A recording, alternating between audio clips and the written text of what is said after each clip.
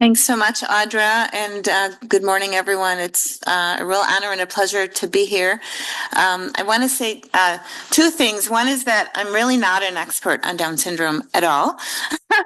And I'll tell you how I sort of got around to having the opportunity to get involved with the Include project. And also, Audra has really beautiful expertise in language, which is sort of the intake of information, which helps the brain develop and helps communicate. I think of it as sort of the input, the output, in terms of communication, and as a speech pathologist really think about that. In the auditory system, we think about input. So there's a sort of loop of the input-output function. And so I'm going to focus today on hearing. But really my background is as a hearing scientist. And I think about both the normal, typical development throughout the lifespan of individuals, and also what happens when people have hearing loss or hearing disorders. And we have a lot of ways to assess and also to treat hearing disorders or hearing loss. And so they go anywhere from the peripheral to the central auditory system. And so here you actually see a picture on the screen on the top right-hand side of a very young child who's sitting in a soundproof room, and this is where we conduct our experiments. And the child is sitting there facing loudspeakers, and so I'm going to talk to you about how we use loudspeakers in rooms to ask children, or adults actually, to tell us what they hear. But this particular child has a device on their ear, which is a cochlear implant. They actually have two cochlear implants. And so a lot of the work that we do in our lab is with children and adults who are deaf and who use either, cochlear implants or hearing aids to be able to hear.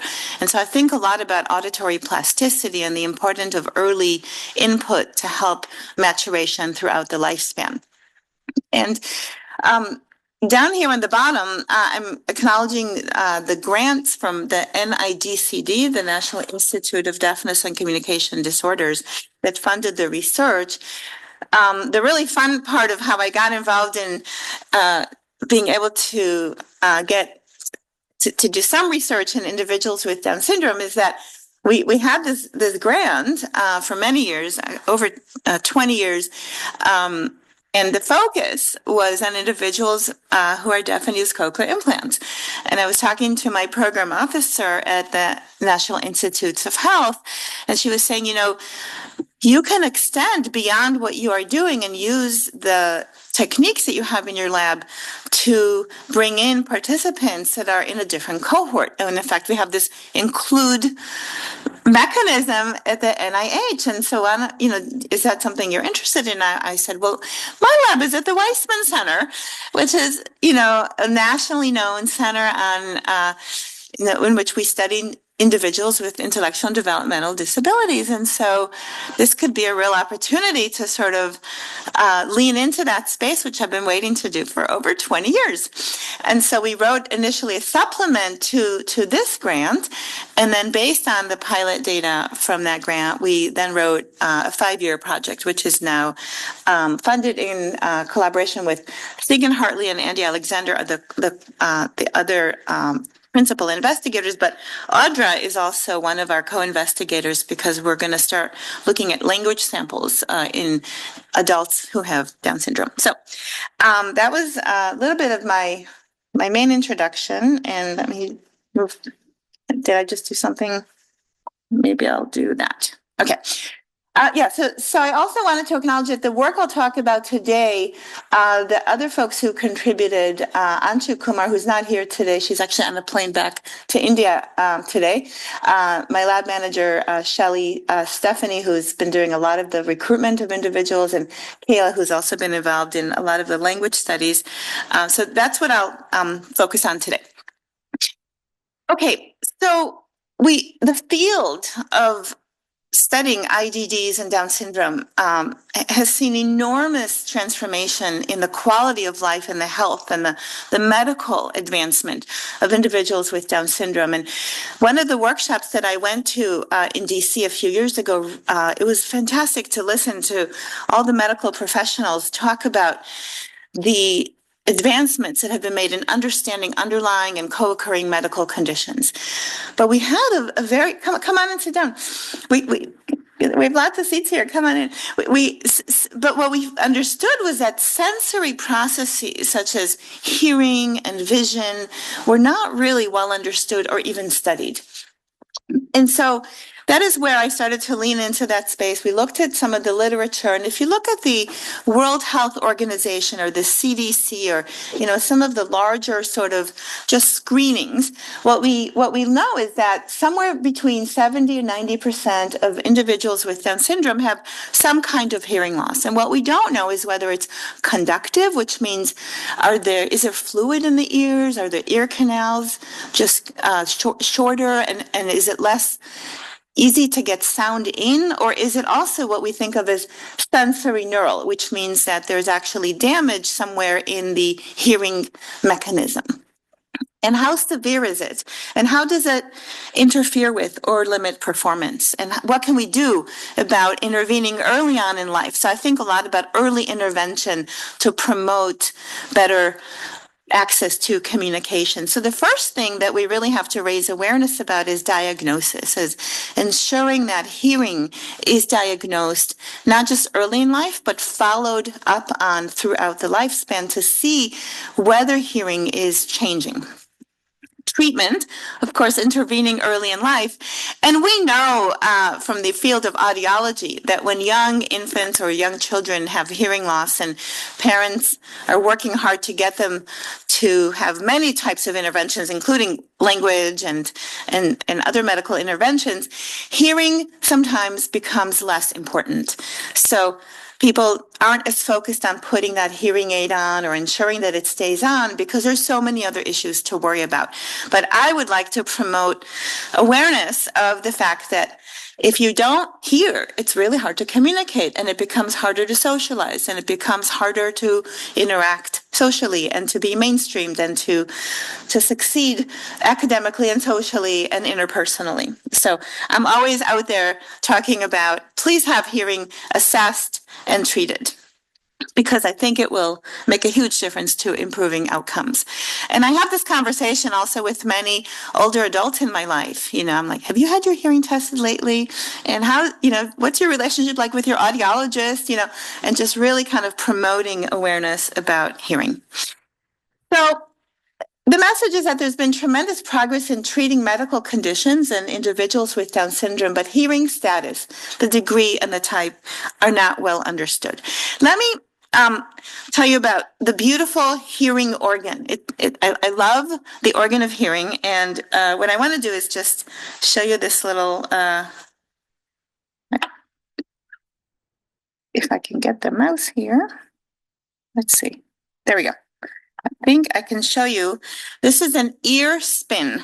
What you're going to see is the ear, which we all know is like, this is the outer ear, which collects sound and amplifies sound. And actually, one of the beautiful things about this part of the ear is it doesn't just collect and amplify sounds, but it filters sound. And that's how you can tell whether sounds are up or down or in front or behind you. So the ear is actually really important, other than for earrings and, those sort of things. But if you go inside the ear, right, and you're going to start to see this thing spinning. It's very cool. You could see the inside of the ear, right? And there's your cochlea, which is the spirally organ. I'll play it again. So this is what we are excited about, is the ear, which is thinking about where is hearing loss potentially occurring, right?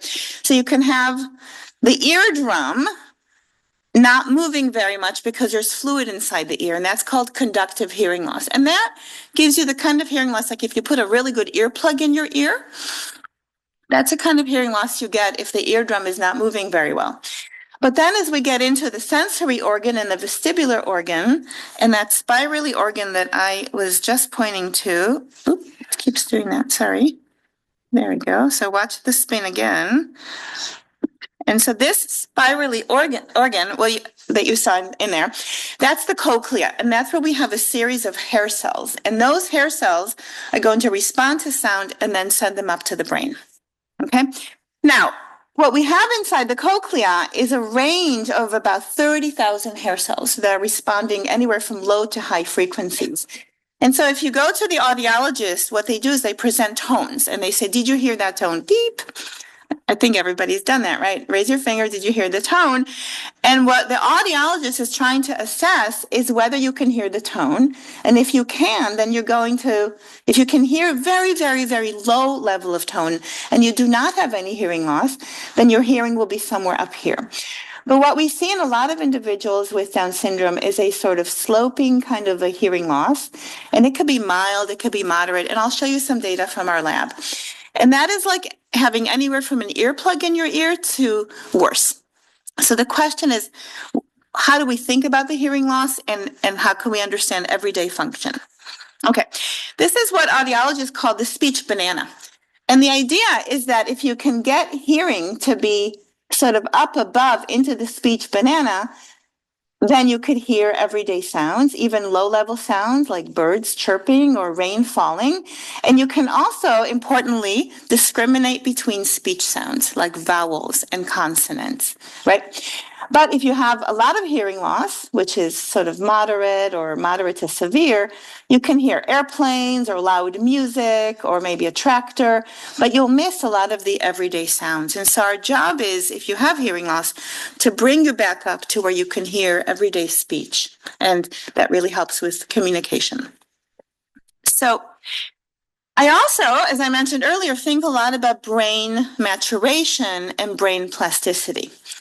And there's this theme in the auditory system. We talk a lot about the idea of use it or lose it. And the basic idea is that if we can promote good hearing early on in life, then you're able to use those neurons. You're able to get the brain to respond to sound and to mature in such a way that you can use the information. But if you don't use the information, we start to see retraction. We start to see that the neurons aren't connecting anymore and that the brain is less able to use the information. And so the idea of brain plasticity is that we want to promote use of sound as early in life as possible and as much as possible, because then the brain will develop as well as can be. And so if we don't treat hearing loss early in life, then I worry about what is going to happen to pathways in the brain. And so, again, I talk a lot about the need to assess hearing early and to treat hearing early so that we stay on top of changes in the brain. So now I want to talk to you about why we have two ears, right? Why do you have one ear on each side of your head? It's called binaural hearing. And the reason we have two ears is, first of all, so you can tell where sounds are coming from. Because what happens is when you have two ears, a sound will reach your ears from different locations, and the brain is going to look at the difference between the ears. And the brain is like a little computer. It computes where those sounds are coming from using beautiful, very, very fast timing differences and differences between the ears in loudness. So the brain is computing these on an ongoing basis. And so my lab is interested in binaural hearing. And we started to measure sound localization in individuals with Down syndrome. And they're actually really excellent at this task. So I'm going to show you some data. We're also interested in what we call the cocktail party effect or the classroom party effect. And the idea is that when you're sitting in a room that has many sounds and many people, how can you listen to what one person is saying and ignore what other people are saying? And as I'm sure Lisa Marie knows from being a teacher in a classroom for many years, it's really hard sometimes to get a child's attention when there's so many things going on. But so we look at how well we can hear speech in noise. And the benefit of having two ears is that if the talker, the person you're listening to, is here, but the noise is in a different location, having two ears really helps you separate those two, and we see a nice benefit. The third area that we're starting to look at, but it's quite complicated, is whether having access to sound in both ears also makes it easier. It reduces the cognitive load, and it makes you less tired. And I could tell you stories from parents of children who are deaf who started out having a cochlear implant in one ear. And then when they got the implant in the second ear, the first thing the parents would say is, my child is coming home from school now and they're not falling asleep. They're not exhausted after a long day of listening. I think having two ears is reducing their cognitive load. And this is why I believe that even if you have good hearing in one ear, if your other ear is not hearing well, let's treat that ear. So we give you binaural hearing to reduce the cognitive load. Okay, so what we are going to talk about in terms of the data from our cohort that we studied here is where are sounds coming from and what is the sound? What is the content of the sound or the speech sound? And I got interested in this because it turns out that there are some theories about the brain. Here you see a picture of the brain about two different pathways, actually. And this actually comes from the visual system. These studies were initiated in the visual system. But the idea is that there are two sort of parallel pathways. There's the where pathway, which is up here, and then there is the what pathway, which is down here. And this is important because it connects to studies that we're just starting to do in which we're getting MRI measurements of brain structure, and we're going to map them in the next couple of years onto performance, which is how well can people localize, how well can they hear speech and noise, but what does the structural MRI look like in these pathways? And this is in collaboration with Andy Alexander and his team. Okay, so I'm going to focus for the next few minutes on the most recent study that we published in the journal Ear and Hearing. And what you're seeing here are the audiograms. I showed you a little bit of the speech banana earlier, so it's the same thing. We ask people to tell us if they hear the sound, and we see how low we can go. So if you can go very low, then that means that you have less hearing loss. But if we have to make the sound louder, then we have to go down here. So the lower the numbers, that means more hearing loss. And down here would be severe to profound hearing loss. And what we found in our individuals with Down syndrome in the left ear and in the right ear was that a lot of them had mild or moderate hearing loss. And so that's a category where I would wonder if maybe they need to use hearing aids, or what is going on. But only a couple, 2 or 3 people had more severe hearing loss. But in general, we see mild or moderate hearing loss. And these are adults between the ages of 18 to 24. Okay, so the question is, how well can they tell us where sound is coming from? So they're sitting in our soundproof room, and we ask them to, every time they hear a sound, to tell us where it's coming from. And then we plot the performance. And what these plots show you, and I'm going to show you a bunch of them, is that this is where the sound is in azimuth. So all the way from the right to all the way from the left. And on the y-axis is what they said, where the sound was coming from. So if they're perfect, then you're going to see all the data along the diagonal. So this is very, very good performance of an adult who does not have Down syndrome, and very small errors. Okay, here you see data from individuals with Down syndrome, and what I want you to note right away is that they are fantastic at localizing sounds. I mean, the errors are very, very low, just a few degrees, 5, and the highest number is 14, but you could see the data really falling along the diagonal. And so the where pathway in adults with Down syndrome, even if they have mild to moderate hearing loss, is actually beautifully developed. And that's very, very important because it has to do with orienting in the environment. Imagine, where's the bus coming from? Somebody's calling my name. Localization looks like it's really good. And here you see some average data just at the bottom. And these are our individuals with Down. These are our individuals with Down syndrome. These are adults without Down syndrome, and then in the green you see 5-year-old children, many of whom were tested who were at the Weissman Center Daycare Center, but you could see some variance in young children without Down syndrome.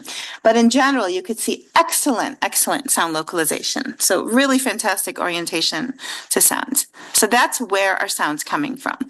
Now let's spend the next few minutes just talking about what. Can I understand speech in quiet or speech in noise? And the basic idea, again, is you're sitting in a classroom, you're trying to have a conversation, maybe you're paying attention to the teacher, maybe someone else in the room is talking and distracting you. So how can we bring attention back to the teacher? We all experience a situation in which we're in a restaurant and there are so many people sitting around the table, and how can we have a conversation when you're hearing multiple conversations? So attention is really important. Working memory is really important. So just cognitive abilities are really important. And we have involvement of bottom-up processing, which means that the sound has to come in through the brain. And then we have the top-down, which is the cognitive networks that are helping us to sort out what we're hearing. So that's the what pathway, the where and the what pathways in the brain. Okay, so the test that we used is it's a listening game. It's called a CRISP test. And on every trial, they're looking at a computer screen and seeing 4 pictures. And they're different 4 pictures every time. The test is you hear a sound and you have to point to the picture that matches. So if you hear the word baseball, then you would click on the picture that has the baseball. And if you are correct, then it becomes more difficult because we make the sound lower and lower and lower in intensity. And if you are incorrect, we make it higher. So we find your threshold. We try to figure out how well can you hear these sounds. This is bedroom, bird nest, blue jay. So we have words that are within the vocabulary of our participants. Okay, so we're looking at speech understanding. And first we have a test in which there's a loudspeaker in front and it's quiet. There's nothing else going on. But then we want to simulate a classroom party or a cocktail party or a restaurant situation. So then we bring on another sound, which is another person talking at the same time, but it's in the same location. And that's really hard because you've got 2 things going on. They're both in front. And so then we take that sound and we move it to the side, and that's the separated location. And we're interested in how much worse is it when you add the sound in front, but do you get a benefit? Now, what's really cool is that this benefit should be related to whether you know where sounds are coming from. So now we've got in one test, the what, can you understand the speech, but can you benefit from the where, the information about where the sounds are coming from? Okay, so we've got masking, which is interference, and this benefit, which we call release from masking. So I'm just going to show you these data here. This is what happens in quiet, and those thresholds, which means that if you can lower the sound, that means we're getting better and better and better. And you can see that in general, we are clustering over here. We see 5-year-old children without Down syndrome in the green, which is over here. The lowest thresholds are adults without Down syndrome here.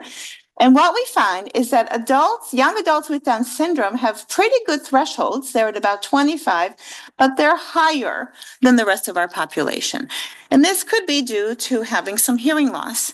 It could also be due to some cognitive top-down processes that we are thinking about. Now, everybody has higher thresholds when we add the masker in the same location, which is over here. And then everybody improves when we move the masker over to the right. So we see the benefit of spatial separation when we move the maskers over to the side. So this is a summary of that benefit of spatial separation. And what you can see is that our cohort of young adults with Down syndrome have a nice benefit here on average of about 5 decibels, which is not that much lower than the rest of our participant groups. So the where benefit of separating is actually working in their favor, just like the sound localization. But there is a relationship, which I want to bring us back to where I started, with hearing loss. And so here we see the pure tone average, which is the thresholds for hearing in the right and in the left. And here we see the speech reception thresholds. And so what we see is that as the thresholds go up, right, as the thresholds for hearing go up, so do the thresholds for being able to hear the sound. And so hearing loss means that it's harder to identify what was the content of that speech sound when they had to pick between those four pictures. Okay. We also see that there's an association with working memory. So we used a backward digit span task to look at working memory, right? And we see that low proportion on the working memory means that we also have higher speech reception thresholds. And so there's an association between cognition, which are the top-down processes, and speech reception thresholds, or the ability to identify what those sounds were. So I want to bring you back to my conclusions, which is that we're thinking about the brain, we're thinking about the input as it's coming up through the ears. We studied how young adults with Down syndrome, ages 18 to 24, could localize sound, could tell us where sounds are coming from, and could understand speech and noise. And what we saw is that they're really accurate at telling us where the sounds are coming from. This pathway is really well developed. A little bit better than the speech recognition task, which is what? We think about auditory processing in terms of where as a strength compared with the what pathways, which could be associated with some of the top-down cognitive abilities. And we think about hearing loss and auditory working memory impairments as possibly contributing to these difficulties. And so we really want to work on improving, our ability to assess and treat hearing loss and to think about what the downstream effects are going to be for cognitive abilities. We're definitely looking at future samples that are larger in size, and we also have a new supplement from NIDCD that just started a few months ago to recruit children who have Down syndrome to start to look at early on in life what happens to the association between hearing loss and cognition and the ability to localize sounds. And we also have a very wonderful seed grant from the Weissman Center to, in addition to children with Down syndrome, to start to look at these abilities in children with autism and Fragile X. And so we're really excited about that project as well.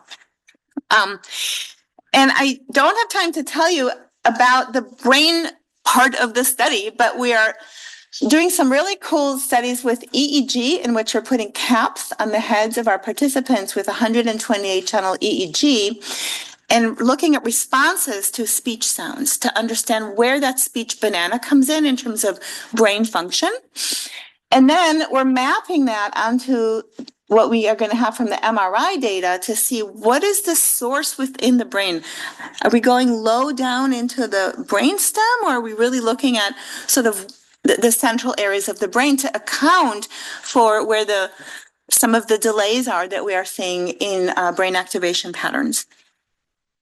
So we need to understand hearing loss. We need to understand the consequences for everyday functioning, the impact on cognition and language.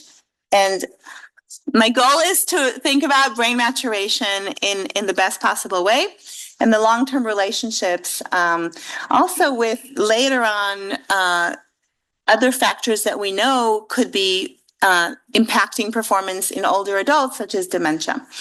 And so that is the end. I have time for questions, I think.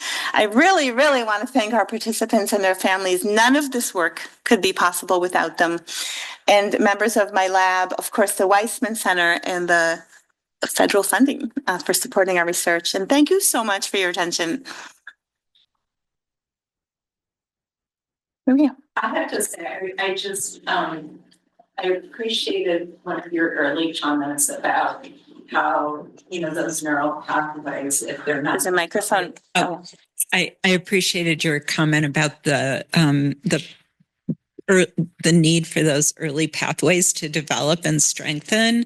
And I feel like it's so nice because it really aligns with our recommendations for hearing assessment really frequently, and especially in younger children, but even on an annual or every 1 to 2 year basis as folks move into adulthood, because the thought of losing some of that ability because we're not able to hear things, it feels like it's really important to find that early on. So thank you.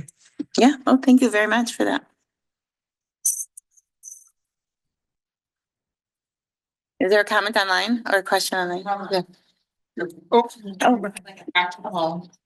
A practical question, I guess, for families is how early or do you start screening for hearing, or when would that happen and how often, or their recommendations? At birth? Right away, I think. I mean, obviously, we have universal newborn hearing screening, so every baby born in every state in the U.S. should have their hearing screened right away. And if they fail the hearing screening, then there has to be follow-up. And babies really are fitted with hearing aids within 6 weeks after birth, or even sometimes earlier. You know, there are bands and ways to keep the hearing aids on, but use it or lose it. Yeah.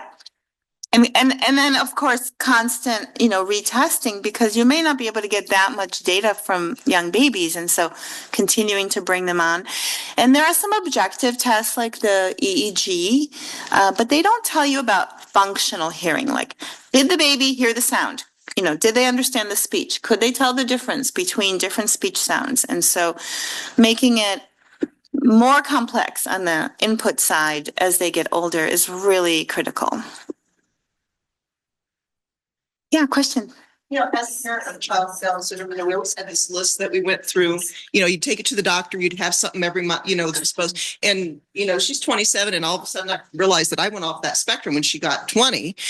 As an adult, how often should their hearing be checked? So I think that's a great question. If there is a history of hearing loss, then I would highly recommend having a relationship with an audiologist with continued checking in. And if you're wearing hearing aids, for example, then I would definitely go in and have them make sure the hearing aids are working properly, and that you feel that you're doing the best you can with those hearing aids.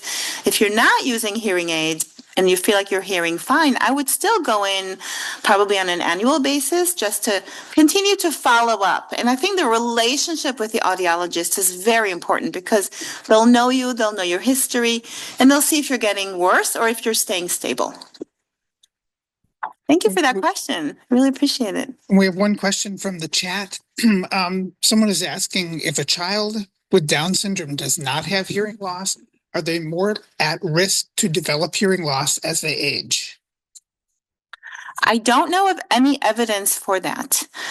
I think if they have hearing loss early on in life, then it may get worse. But also, some of the hearing loss comes from conductive, which is narrow ear canals or fluid in the ears early on in life, and that can resolve. I mean, that resolves in neurotypical children as well. But if it's sensory neural, then it might start to get worse, and that's what we want to know: is it conductive or sensory neural? Does anyone here who's an audiologist know of any data suggesting that if they're born and develop early on without hearing loss, there's a likelihood of seeing onset of hearing loss? I don't think that that's any more likely in children with Down syndrome as in children without Down syndrome. It's a really good question. I'll say one more thing in terms of co-occurring conditions, which is that there are 150 genes that can cause hearing loss across the entire population. And so there's a big push now to have every child who doesn't pass hearing screening also be tested for any genetic cause of hearing loss. So I would say that if there's an infant who is born with Down syndrome, who doesn't pass the hearing screening, they would also qualify for having hearing screening, genetic screening for hearing loss. And clinical trials for genetic treatment of hearing loss are just starting to emerge, but I think in the next 3, 5, 10 years, there's going to be more and more of that. So that I think will become relevant for this population as well. But I think I'm out of time. So thank you so much for your attention. I really appreciate it.